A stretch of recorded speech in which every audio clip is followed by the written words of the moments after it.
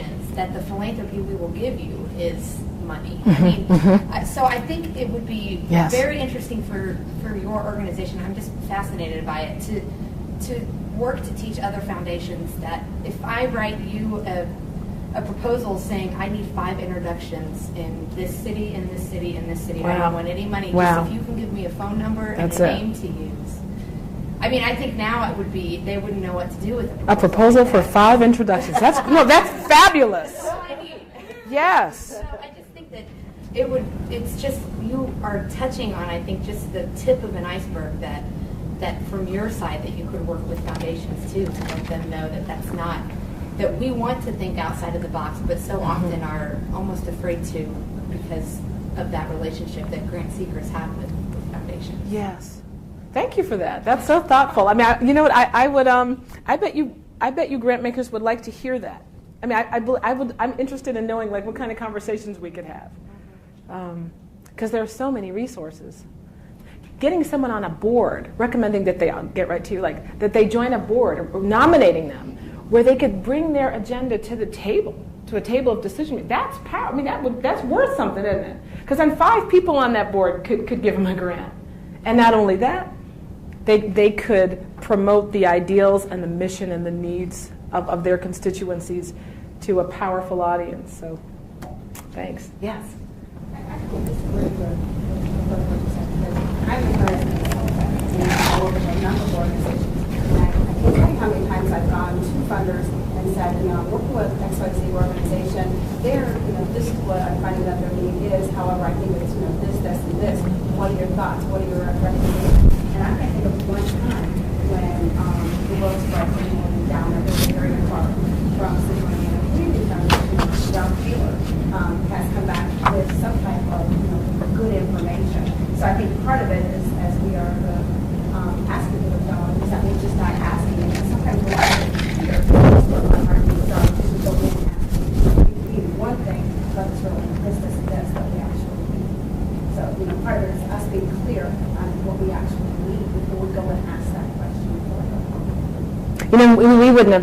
We wouldn't have come up with the thought of incubating, except they said, well, we don't even have an office space. If we just had an office where we could work, where we could get telephone calls, and if we had that for a year, and then we said, gosh, we do have an empty space. So it really began there. It had its genesis in their articulated need.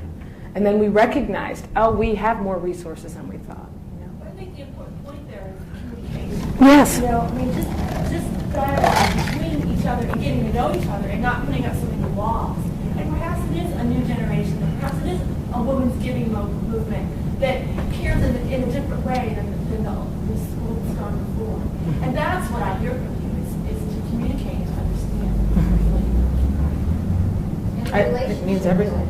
Yeah, that's a big deal. I mean, that's why I got the IBJ and stuff. It's that contact with Tara, and that she knows that I'm fairly new in my position, and she wants to do whatever she can to help as well. And it's building that relationship. But each city is different. I mean, you're talking about New York, and to know what would work in your office to make that communication happen is an interesting concept. Mm-hmm. But I think it's worth the effort toward engagement. Do you know what I mean? So if you reach out and the ED doesn't call you back, maybe the ED's not the person. Maybe the development director. Don't underestimate the administrative assistant. Now, when our foundation was really small, we talked about all the applicants together. If the administrative assistant had had a chance to talk a lot with the ED of the not-for-profit that was applying, she'd say, listen, I like Rachel. I'm going to tell you, she invited me to an event that they gave. The way she expressed affirmation and love and support to those girls who are at risk of being trapped. Rachel's fierce. You need to take another look at her. Now, I don't know Rachel, but I love the administrative assistant. Do you know what I mean? And I value her input. So who can you reach out to in that foundation who will respond to you? Don't be daunted if the big wig just doesn't call you back. Forget the big wig. Settle for the next wig. Settle for bald. You get the point. I'm being silly, but I mean, the point is, if you can make a connection with someone, that person knows someone else.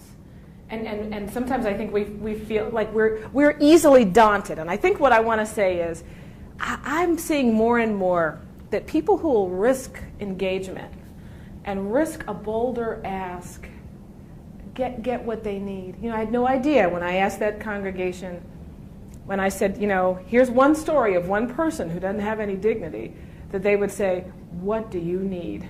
But you just never know. It's so worth following James and asking. Is there one or two more questions before we, or at least? Yeah, sure.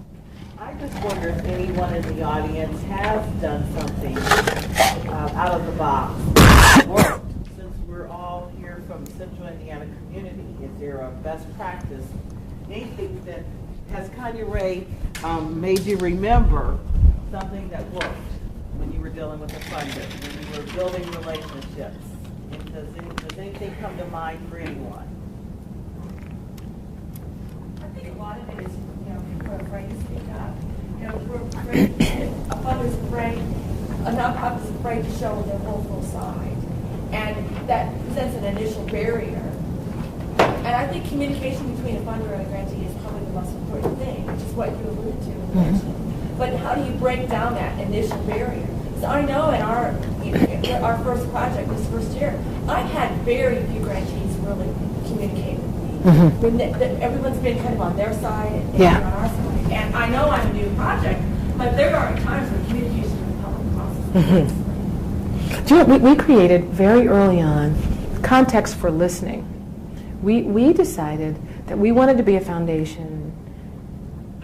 We were real clear that we didn't have the answers, that our grantees were much more of experts than we were, and that we really wanted to listen. And so we would invite them. Sometimes they'd come. Most of the times they'd come, especially if they hadn't gotten a grant yet, they would come. Sometimes they didn't, but we would say, please talk to us about your experience of X or Y. And when we invited them to talk, sometimes tentatively at first, but it really came. And so we created context specifically designed to help us listen and learn. We were not there to give our whole Sister Fund spiel. We were there to hear. So kind of like focus groups. It helped. It really was. It was sort of in a context of just of a reception. We're glad that, you know, congratulations, we think your work is phenomenal, and we're really happy to be able to fund you. But then we just turned it right around and said, you know, Mike's for you. Tell us about yourself.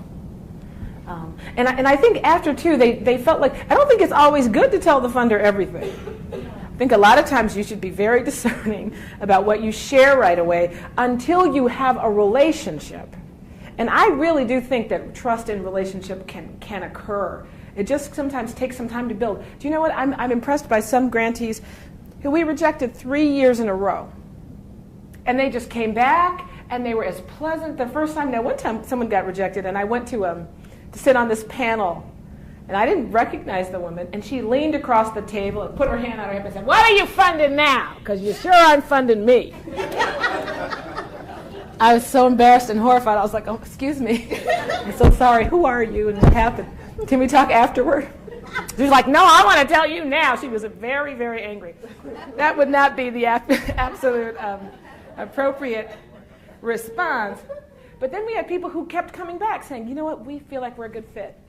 Let me tell you a story. Maybe I'll end with the power of story. There's nothing like a story to get your foot in the door. If you say, here's the problem in Indianapolis. There isn't enough housing for veterans, or there are not enough programs that build self-esteem for girls, or black boys need something more to do after school. And you give statistics and you say, here's what's happening in this neighborhood, and this neighborhood. It's never as effective as if you tell me about Sarah. Create a picture for me of one little girl. Create a picture for me, like I created for you, about the woman who's hunched over a fire hydrant, that's spewing water, and she's trying to wash. You can see that, can't you? So it's not me saying, you know, we need a shower project on the Upper West Side. You'd be like, oh, we need a lot on the Upper West Side. Keep it moving. But if I show you the picture of this woman, that makes an impression in your head, doesn't it? you suddenly see it. It did at in the Riverside Church. I want to say, if you need to connect with funders who don't seem to be hearing you, you should think about your story. Are you communicating something that is provocative and moving and engaging? The stats by themselves won't always do it. A story sometimes will. Let me finally tell you that we got a proposal from a group that was doing great work with girls, but our whole board and staff was not sold on them. I got to the end of their proposal. It was a solid proposal. It was thoughtful. It was good, thoughtful work, but it didn't look like they were going to make the cut. Except the last 4 pages of their proposal was testimonials by the girls that they were helping. I sat on the Metro North train and wept on the way to work, reading what those girls had to say about their lives and about what that program meant for them. It touched me so much because it was what? Story. That I went back and I said to the board and I said to the staff and I even said to the founder, hey, look, we got to give them a shot because these little girls' lives are changing because of this intervention. It's worth, if it's just $15,000, we got to do it. A story can make the difference. They had a great program, but if they didn't share their story, I wouldn't have been sold. Do you know what I mean? Share yours. Figure out what the story is and share it. All the best to you.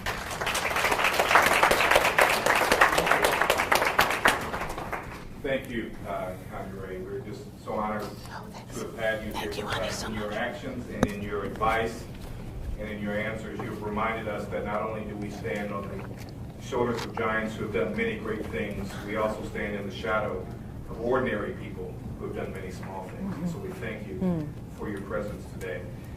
We thank you all for coming out on today and sharing in this presentation with us. And we encourage you to take a folder in the back and learn a little bit more about the Center on Philanthropy. And we look forward to seeing you at one of our next events. Thank you, Dr.